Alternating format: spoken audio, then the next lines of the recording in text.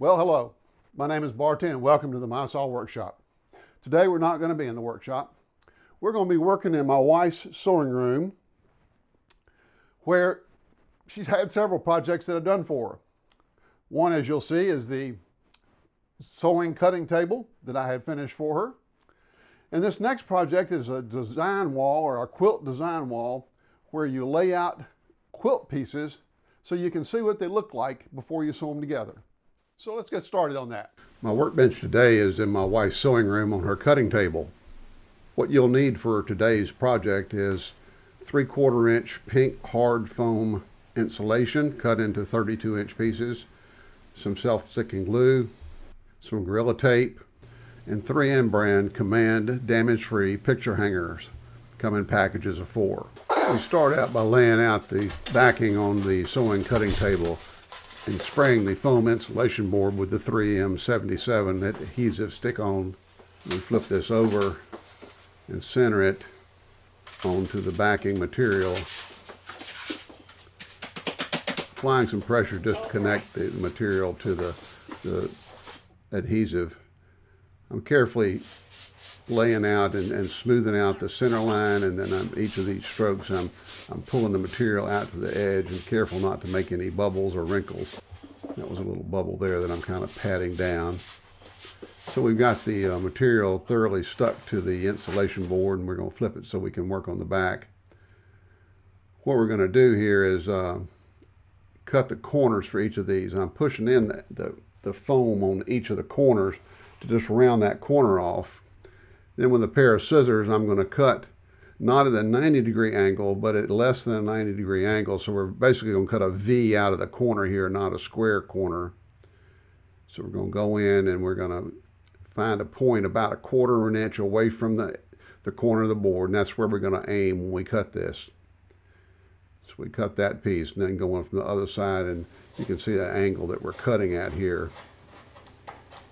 So once that's cut, we're going to trim all the edges down to 3 inches overlap on the back of the board. I'm using a red crayon marker here, a Pinka marker, and that works pretty well on this cloth. So I've got my long straight edge here, and I'm just laying this out so I can cut it. Trim this off, and then we do this to all the edges on the board. So we're ready now to tape down the facing to the back of the board here, and you definitely want to use a straight edge because it makes it a lot easier to tape. This is the Gorilla Tape. I'm pulling out a length of tape here. We're going to overlay the cloth about 1 inch with the Gorilla Tape there. So I'm sighting it in and getting that straight on that edge. Tap it down a little bit, and then you can kind of pick it up and pull this, and once you get the right hand end stuck there, you see what I'm doing. I'm sort of pull and make that snug as I go. Doesn't mean to be real tight, it just needs to be snug, and then smooth all that down. And this is the other side where I'm fixing the tape to the cloth, and I'm sticking the edge on the right, on close to you there, and I'm just pulling that tape a little bit and sticking all that down. So we work all the edges that we've got, and we're ready to do the corners. Here I'm pushing that in with my thumb, so we've got a rounded corner, and I'm folding the cloth. That extra 1/4 inch we talked about gives us enough to round over that corner and get that corner covered. Tape that down, and then you see I'm going to work that other piece around that corner so I don't have an exposed pink part of the board there. And hold that with my hand and stretch it a little bit, and I've got a piece of tape waiting on me there. And we're going to tape that into place.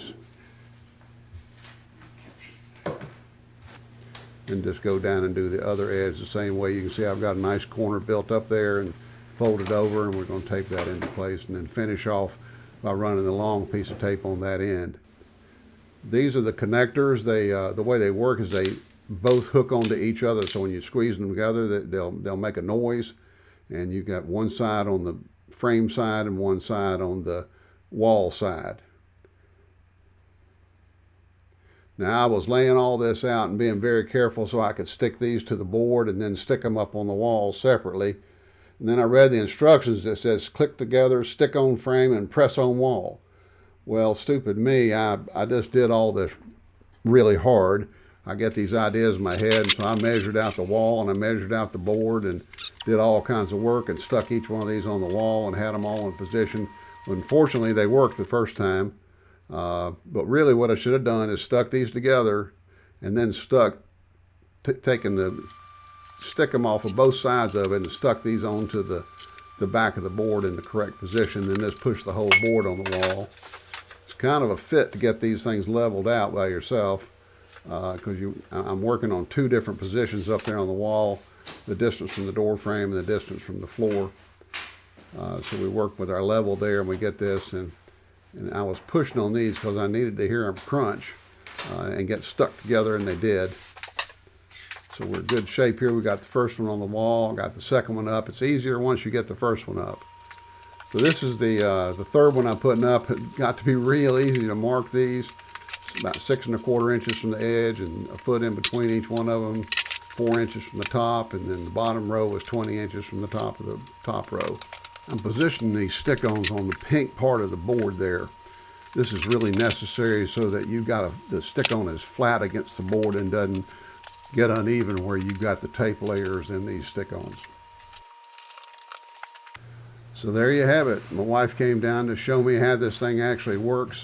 This is like the old church felt boards. The cloth actually still sticks to the felt as she rubs it on there, and she can create the design of her quilts on this 7.5 by 5 foot board and see it visually. Well, there you go. We got the wall done, the design wall done. Looks pretty good.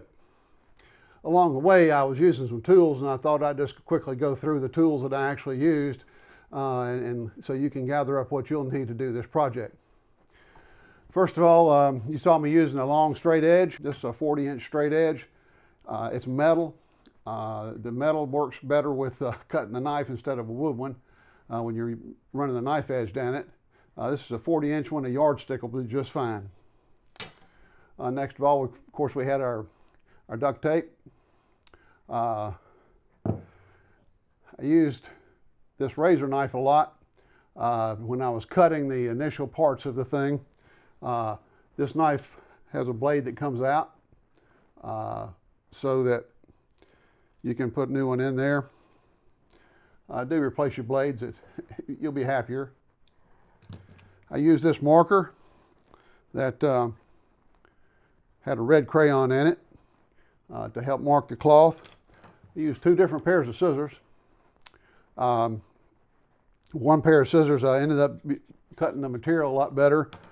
This little pair I used to cut the duct tape with, and because of that, it's got a lot of gooey stuff on there. And then one specialty tool that I used something called a tri-square. It's a woodworking tool for squaring up wood when you're making marks on wood. And I used it so I could measure in from the edge. And you don't really need this. I used a tape measure a whole lot. This is a 16-foot tape measure. It's real good because it stays stiff, so you can measure with it. It's just easier. But any tape measure will do. 25-foot tape measures are really cheap in Home Depot these days, or a 12-foot one will do just fine. So there you go. Well, thanks for watching. We got that project done. If you like what you see here and you'd like to see more of it, I really appreciate you subscribing to my channel. It makes me feel good, and it's just a way for you to keep up with me. You can also look on my website, MySaw.com, and check out things there. I publish all these through the blog there. So, another one done. We really appreciate you watching, and thanks.